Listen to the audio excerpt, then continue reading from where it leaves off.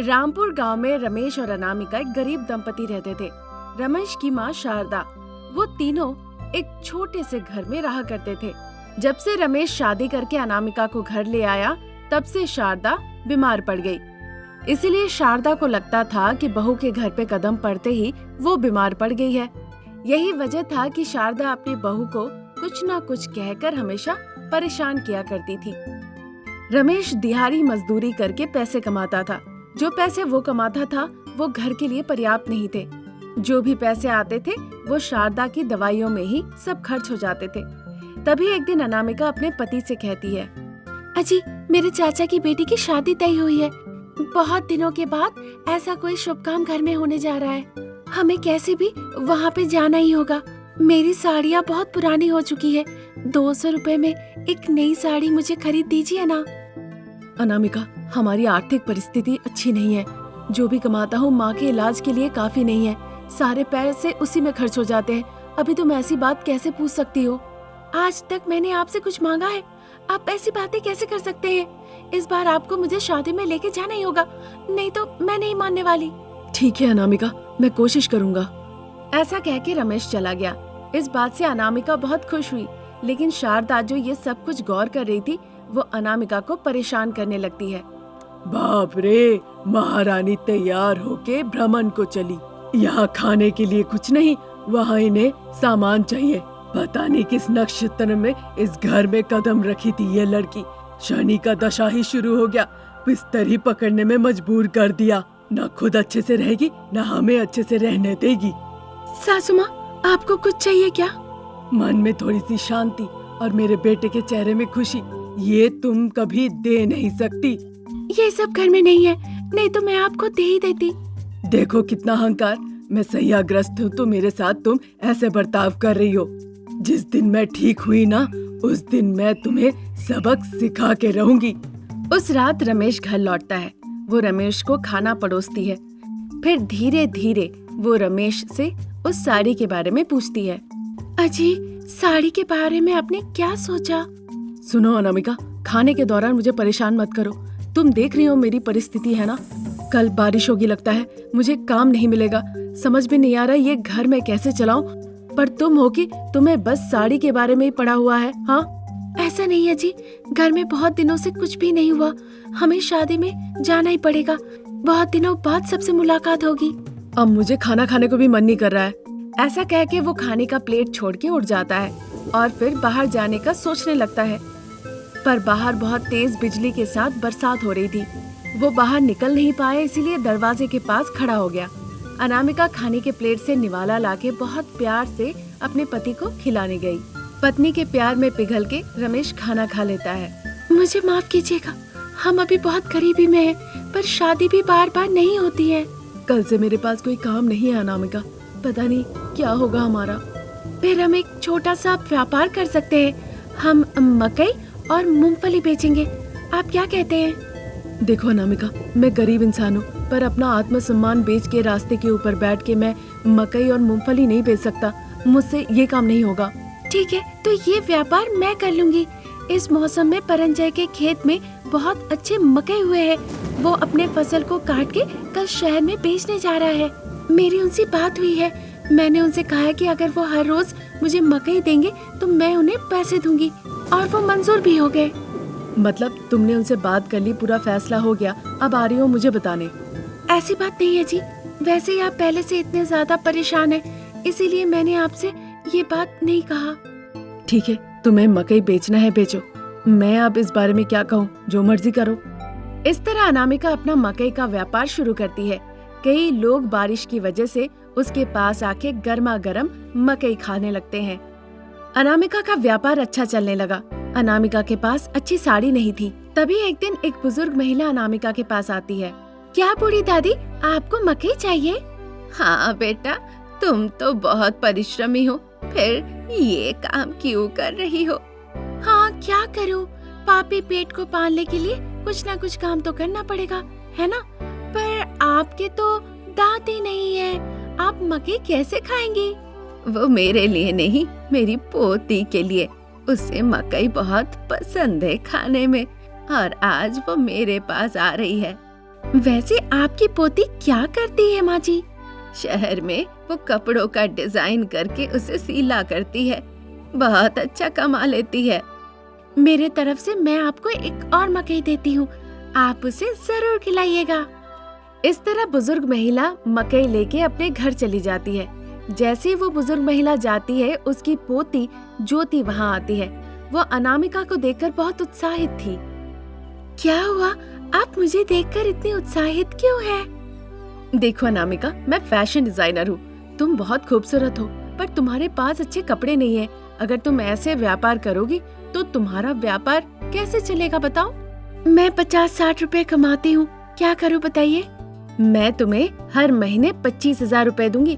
क्या तुम मेरे लिए काम करोगी? मैं तुम्हें रंग बिरंगिया साड़ी दूंगी, तरह तरह के कपड़े पहनाऊंगी और तस्वीरें खींचूंगी, ठीक है ना? क्योंकि उसने कपड़ों की बात चलाई, अनामिका बहुत उत्साहित हो गई। वह हवा में उड़ने लगी। वो खुशी को काबू में नहीं रख पाई और ज्योति को गले लगा ली। ठीक है, तो मैं अपने पति और सासू माँ से बात करके तुम्हें बताऊंगी। वो मेरी बात जरूर मानेंगे। ठीक है अनामिका, मैं यहाँ पे अगले 2 दिनों तक रहूंगी। तब तक मुझे बता देना ताकि मैं तुम्हें अपने साथ ले जाऊं। ठीक है, मैं जल्दी बताती हूँ। ज्योति की बातें सुन के अनामिका खुशी खुशी घर लौट जाती है। घर जाके वो अपनी सासू माँ और पति को सारी बातें खुल के बताती है। वो इस बात से मान गए, पर शारदा को थोड़ा डर था। बाद में जब घर और दवाइयों के खर्च के बारे में याद आया तो वो भी मान गई। बेटा, अजीबोगरीब कपड़े भी होते हैं, ध्यान रखना। डरने की कोई बात नहीं सासू माँ, ज्योति ने कहा है कि वो ख्याल रखेगी। वहाँ पे कोई मर्द नहीं है, सारी औरतें ही काम करती है, इसीलिए कोई दिक्कत नहीं होगी। देखो अनामिका, क्योंकि हमारे घर की परिस्थिति ठीक नहीं है, इसीलिए मैं तुम्हें भेज रहा हूँ, मुझे माफ करना। आप इतना क्यों सोच रहे हैं? एक परिवार के लिए पत्नी और पति दोनों आँख होते हैं। अगर हम दोनों मेहनत करेंगे तो परिवार अच्छा चलेगा। मैं आपके लिए भी अच्छा काम देखूंगी। 1 महीने में हम एक घर किराए पे लेके वहाँ चले जाएंगे, ठीक है ना? सावधानी से जाना। इस तरह शारदा रमेश अनामिका को ज्योति के पास जाने देते हैं। फैशन डिजाइनिंग के तरह तरह के कपड़े पहन के अनामिका वहाँ पे बहुत खुश होती है। इस तरह बस 3 महीनों के अंदर अनामिका एक बहुत बड़ी सेलिब्रिटी बन जाती है। इसीलिए वो अनामिका को 1 लाख तनख्वाह देने लगते हैं। शहर में वो अपने लिए एक नया घर खरीद लेते हैं। वो अपनी सासू माँ का इलाज भी कराती है। उसी फैशन डिजाइनिंग कंपनी में वो रमेश की नौकरी भी लगवाती है। गरीब बहुरानी अब अमीर बहुरानी बन जाती है। वो अपने परिवार को भी संभालती है और इस वजह से परिवार से भी उसे बहुत सम्मान मिलता है। रामचंद्रपुर में शारदा अनामिका सास बहू रहा करती थी। शारदा अपनी बहू अनामिका को बहुत पसंद करती थी। वो अपनी बेटी की तरह उसे प्यार करती थी। सासू माँ इतना प्यार करती थी कि अनामिका को कभी कभी परेशानी होने लगती थी। अनामिका की एक बेटी थी, नाम था ज्योति।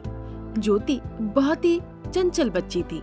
अपनी शैतानियों की वजह से ज्योति अनामिका और शारदा को परेशान करते रहती थी। अनामिका के पति रमेश फल बेचा करता था।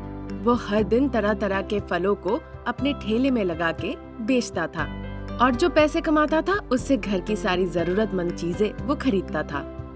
अनामिका, आज मैंने तुम्हारे लिए नींबू पानी बनाया है, छोड़ना नहीं, पूरा पी जाना, ठीक है? सासू माँ, हर दिन आप नींबू पानी बनाती है, ऊपर से 1 लीटर बना के रख देती है। मैं इतना पानी कैसे पीऊं बताइए? कम से कम आप तो पीजिए। आप पीती नहीं, मुझे पीने कहती है। मैं इतना कैसे पीऊं बताइए? वो नहीं बेटा, जूस पियोगी तभी तो तुम्हें ताकत मिलेगी। मैं आपके लिए हर दिन सपोटा जूस बनाती हूँ, पर आप क्यों उसे एक बार में नहीं पीती? पूरे दिन में 4 बार में आप पीती हैं।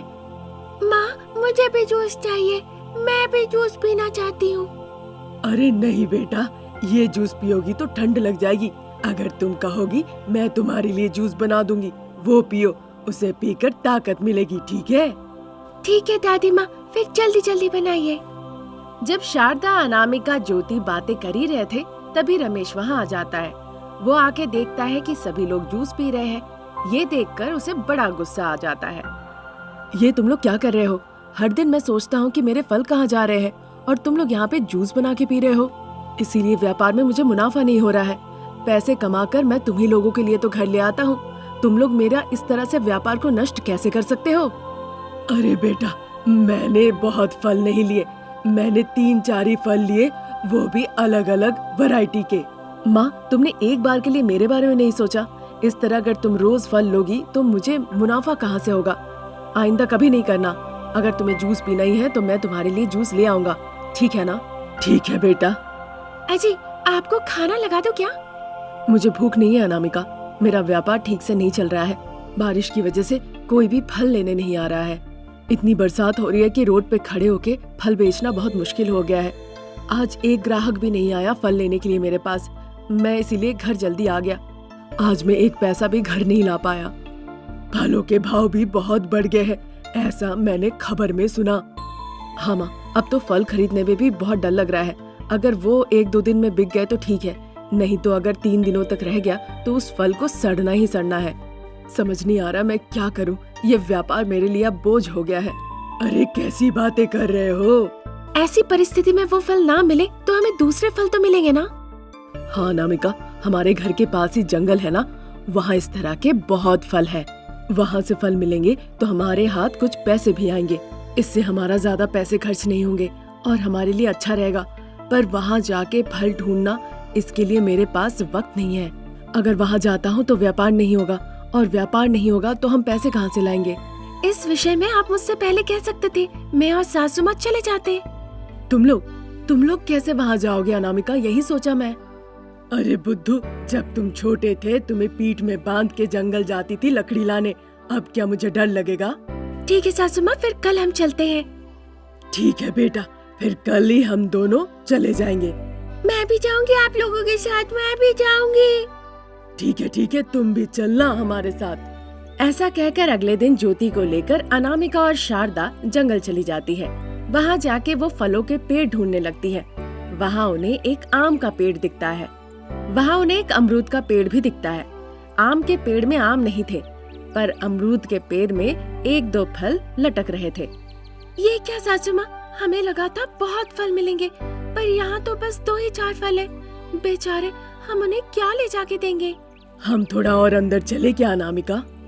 नहीं सासू माँ, आज के लिए काफी है, बहुत लेट हो चुकी है और ऊपर से ज्योति को भूख भी लग गई होगी। हाँ, मुझे भूख लगी है। फिर लौट चलते हैं, चलो। घर लौट के ज्योति को बुखार आ जाता है। शारदा उसे दवाइयाँ देती है और उसका ख्याल रखती है। रमेश को बड़ा गुस्सा आता है इस बात से। बेहतर होता अगर ज्योति को जंगल ना ले गए होते। ले गए, अब देखो उसे बुखार आ गया कैसे। हम क्या करते जी, वो जाने के लिए जिद करने लगी, इसीलिए हमें उसे ले जाना पड़ा। ठीक है, कल से मत जाओ और बच्चे को कहीं मत लेके जाओ। बच्चे को लेकर घर पर ही रहो और उसका अच्छे से ख्याल रखो। ठीक है जी। उस रात रमेश सो नहीं पाया क्योंकि व्यापार ठीक से चल नहीं रहा था। इस बात को लेकर रमेश बहुत चिंतित था और रात भर सोचता रहा। अनामिका पति को परेशान होते हुए देखी। अगले दिन जब रमेश काम के लिए चला गया, तब उसने अपनी सासू माँ को सारी बातें खुल के बताया। मैं भी उसके लिए कुछ करना चाहती हूँ, पर अगर कल जैसा फिर से हुआ तो क्या होगा, तुम ही बताओ। सासू माँ, आप पहले भी कई बार जंगल जा चुकी है ना? उस वक्त जब आप जाती थी, कहीं जाके रुक के खाती होंगी, जरा याद करके कुछ बताइए ना।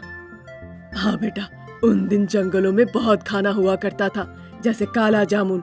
बोरा बोरा काला जामुन पेड़ से हमें मिलते थे। पूरा गांव उठ के जाता था जंगल से फल लाने के लिए।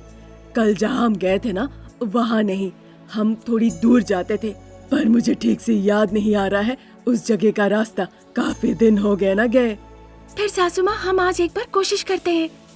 बच्चे को इस हालत में छोड़ के कैसे जाएं? हम बच्चे को बगल की पार्वती जी के पास छोड़ के जा सकते हैं। उन्हें देखकर मुझे बहुत चिंता हो रही है। उन्हें मदद करने के लिए हमें कुछ न कुछ तो करना ही पड़ेगा सासू माँ। ठीक है बेटा, फिर चलो हम चलते हैं।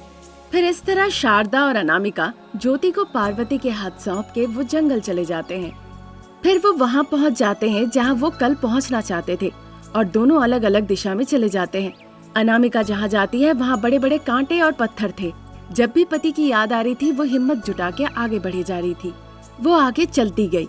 फिर थोड़ी दूर जाके अनामिका बहुत ज्यादा थक गई। जब अनामिका बहुत थक गई, वो एक पत्थर के ऊपर जाके बैठ गई। वहाँ वो पसीना पोंछती है और लंबी सांस लेती है। अचानक ठंडी हवा चलने लगती है। जैसी हवा चलती है, उस हवा से काले जामुन आके उस पे गिरते हैं। ये देखकर अनामिका बहुत खुश हो जाती है। सासू माँ, मुझे वो पेड़ मिल गया, आइए इधर। हाँ हाँ, आ रही हूँ बेटा। अनामिका और शारदा वहाँ जाके ढेर सारे फल लेके घर लौट आते हैं। उन्हें देखकर रमेश बहुत खुश होता है।